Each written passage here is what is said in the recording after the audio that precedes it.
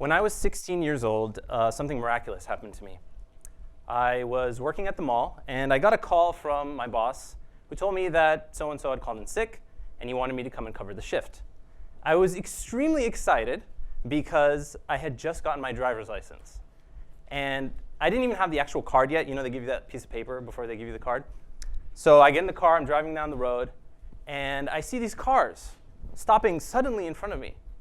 I'm young, impatient, and irritable, and I decide I'm going to change lanes. So I look down to my mirror on the left. I realize that the lane is open. I look up, and then suddenly the cars are stopping. And I don't know if you've ever had one of those moments where time kind of slows down, and you get to observe the moment. Well, that's what happened to me. I looked up, cars are stopping, looked to my left, empty open lane. What to do, what to do. And this is a true story, by the way. I took a step forward, and I realized at that moment, and I did something that only the most pious and strongest of believers would do.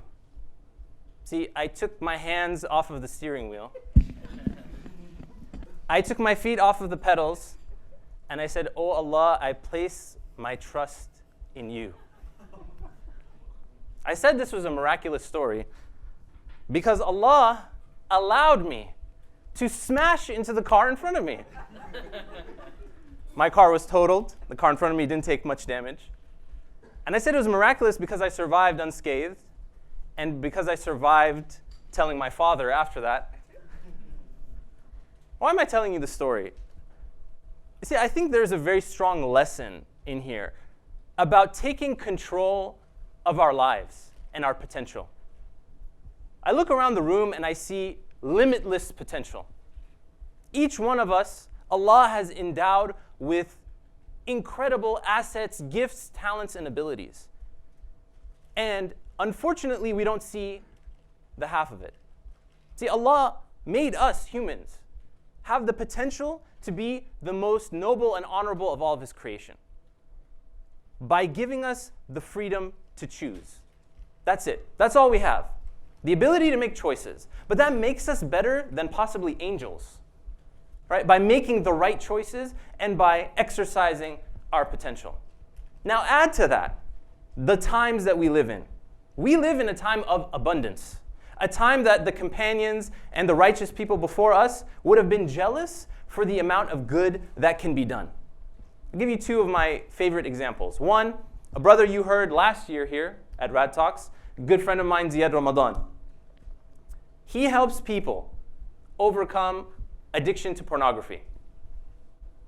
In this day and age, how is that even possible? Only by the times that we live in because of the medium of the internet. Imagine making a living by helping people. Making an income and an impact at the same time. That's a very unique time that we live in where that's possible. I'll give you another example. A good Hajj buddy of mine, Abdurrahman Blavel. He is the co-founder of LaunchGood, Muslim crowdfunding platform. To date, they've raised over $2 million in crowdfunding for beneficial projects to help the Muslim community. This could not be possible were it not for the times that we live in. So we have these two factors, the incredible potential that is innate in each and every one of us, and the abundance of the times that we live in. So what I want you to do is to direct your attention to the screen, because it all starts with what we can control. I'll give you a model to explain what we can do.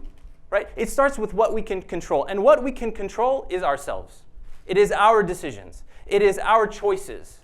And many times, our focus is not on what we can control. It's not on what we personally can do. It's on all the other outside factors. Sometimes we try to focus on what can we influence. And for many of us, this sphere of influence is actually much larger than ever possible in the history of humanity. This talk is going to go on YouTube, inshallah. Who knows how many people it's going to reach? And then there's the circle of our concern. And this is where many of us spend most of our time. Reading blogs and articles and consuming media about what's going on in the world. And we're Muslims and we care deeply about the world. But sometimes we care so much that we don't worry about the things that we can actually control. Now, I challenge you this. Imagine if we take that same area of concern, what we're worried about in this world, and start with one person who does what they need to do and worries about themselves first.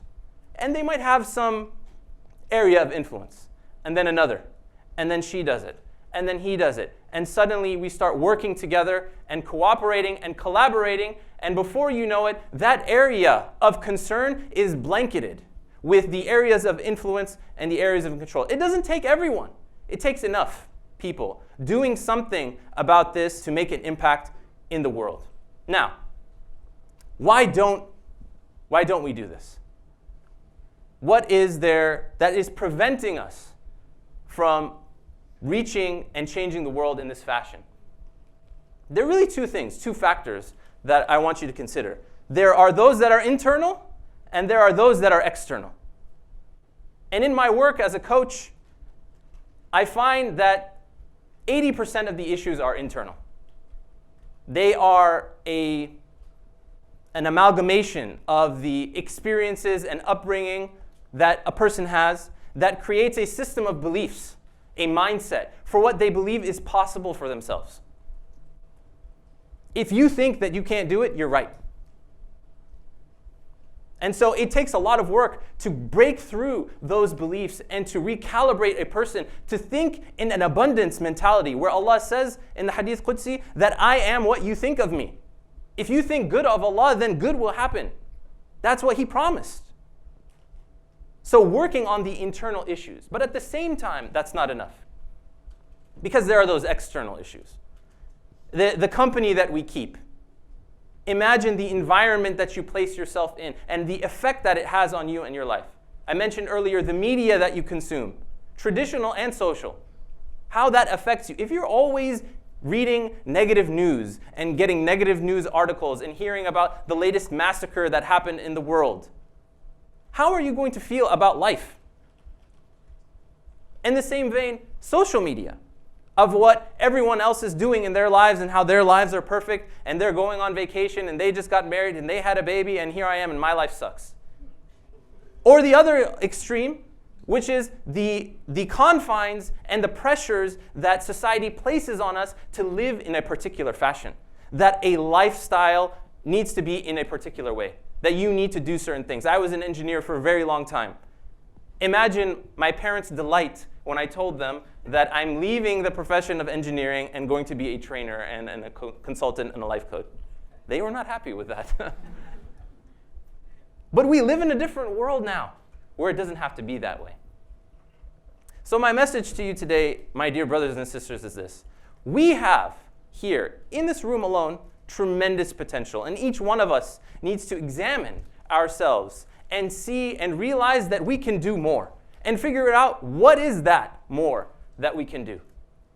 In addition, looking forward to all of that area of concern that we mentioned and identifying what is that area that we are going to tackle, that we are going to focus on, and then go further and forward and see more. Because we have people in our community that need our help. Not just the Muslim community, I'm talking about humanity at large, our society. People are hurting and they need us. And we need to step up and do something about it. So I challenge you here today, my brothers and sisters. Maybe you can't change the whole world. Maybe you're one person, you feel like you can't change the world, but I challenge you, will you change someone's world? Thank you.